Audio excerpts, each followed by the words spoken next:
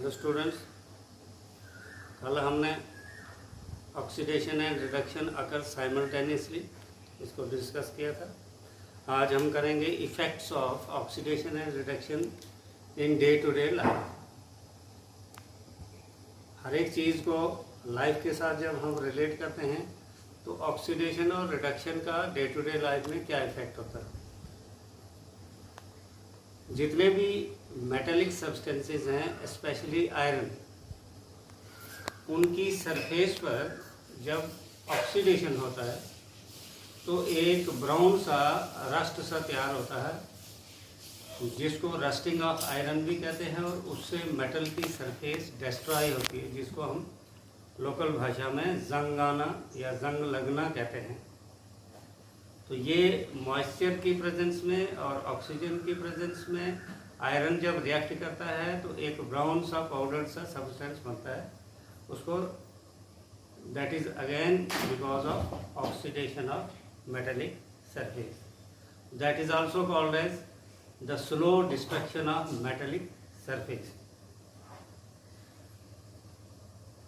अब कंटिन्यूसली जब रस्ट बनते जाए और हम साफ करते जाएं तो slowly the metallic surface gets destroyed. This slow destruction of metallic surface is known as corrosion of metal.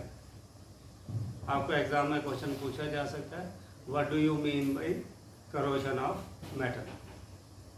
Corrosion means the slow destruction of metallic surface.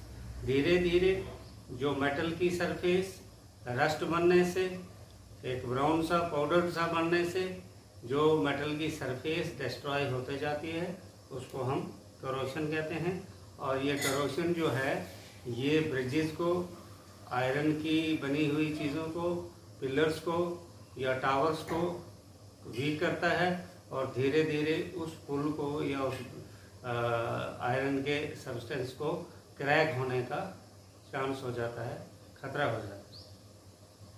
इसलिए इसका इफ़ेक्ट्स जो है कहाँ कहाँ होता है, कार बॉडीज़ हैं, ब्रिजेस हैं, आयरन रेलिंग्स हैं, शिप्स हैं, और almost all the objects which are made up of metal. Metal से बनी हुई तमाम सरफेसेस पे ये ऑलमोस्ट ऐसा होता है, स्पेशली आयरन में। अब इसको बचाव कैसे करते हैं, तो आपने डे टू डे लाइफ में देखा होगा कि आजकल अगर हमारे खिड़की दरवाजे लोहे के भी बने होंगे तो हम उसमें पेंट करते हैं, जहाँ एक तरफ हम डिज़ाइन के लिए या उसकी शो के लिए पेंट करते हैं, लेकिन बेसिकली हम उसको इसलिए करते हैं पेंट कि उसका एयर और मॉइस्चर के साथ सरफेस का डायरेक्ट कांटेक्ट ना हो।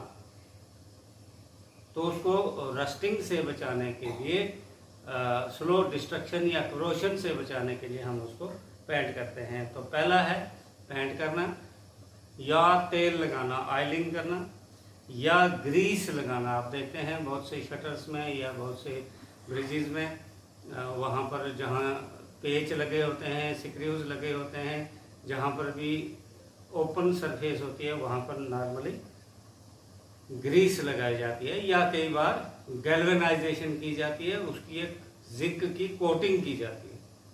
जैसे पुराने ज़माने में लोहे के बर्तनों को ऊपर से कली की जाती है, टिनिंग की जाती थी। आज तो स्टील के ही बर्तन मिल जाते हैं या इलेक्ट्रोप्लेटिंग से किया जाता है, लेकिन पहले जो है इसी तरह से टिनिंग की जाती थी। तो this was all about what is corrosion, what are its effects and how it can be checked. Very important question exam में पूछा जाता है, करोशन क्या होता है, इसके इफेक्ट्स क्या होते हैं, और इसको प्रिवेंट कैसे किया जाए। दूसरा क्या है कि जब इनकम्प्लीट ऑक्सीडेशन या hydrolysis of fats and oils होता है तो वो एक अनप्लीजेंट स्मेल देते हैं, और देसी भाषा में हम कहते हैं कि वो चीज़ खराब हो। जैसे घी है, अगर डब्बा खुला रखा होगा, या तेल वाली चीज़ें हैं, डब्बा खुला रखा होगा। डब्बा खुला रखने का मतलब है एयर जा रही है, तो एयर में ऑक्सीजन है, ऑक्सीजन जो है उस एडिबल फूड के साथ जब मिलती है तो उसमें हाइड्रोलिसिस हो जाता है या इनकम्प्लीट ऑक्सीडेशन होने के कारण वो जो फूड है वो उसमें स्मेल हो जाती है, ऑर्डर हो जाता है। दूसरे लफ्ज़ों में केमिस्ट्री की लैंग्वेज में हम कहेंगे ये फूड जो है रेंसिड हो गई, और इसी तरह फूड के खराब होने को रेंसिडिटी कहते हैं। It is the process of complete और इनकम्प्लीट ऑक्सीडेशन, जहाँ पूरी तरह से फूड ऑक्सीडाइज हो जाए या इनकम्प्लीट ऑक्सीडेशन हो जाए या फैट्स हाइड्रोलिसिस हो जाए, फैट्स में पानी मिलकर तो वो खराब हो जाए। खासकर जो बर्तन एयर टाइट नहीं होते हैं, जहाँ मॉइस्चर लगते रहता है, जहाँ बैक्टीरिया एक्ट करते रहते हैं, और उससे एक अनप्लीजेंट स्मेल आ जाती है और बदबू भी आना शुरू हो जाती है। ये रेंसिड फूड ना सिर्फ हमारे डाइजेशन को बर्बाद करती है, बल्कि इसका कलर भी चेंज हो जाता है, टेस्ट भी चेंज हो जाता है, और ज़्यादा देर तक हम इन फूड्स को रख नहीं पाते। ये स्टूडेंट्स, आप पैकेट फूड लेते हैं मार्केट से, और आपने देखा होगा कि वो पैकेट जो है हवा से भरा हुआ होता है। बेसिकली क्या होता है, वो हवा से इसलिए भरा होता है कि उसमें नाइट्रोजन डाली जाती है, और नाइट्रोजन जो है गैस उसको ऑक्सीडाइज नहीं होने देती है, ख़राब नहीं होने देती है। और जब कभी आप इस तरह से कहीं पैकेट्स खाते हैं तो आप उसको चेक कीजिएगा, कहीं पर भी अगर लीक होगा तो कभी भी ये नहीं खाना चाहिए, क्योंकि उसमें ऑक्सीडेशन हुआ होगा और वो फूड रेंसिड हो गई होगी। इसको हम कैसे अवॉइड कर सकते हैं? अब रेंसिडिटी क्या हुआ?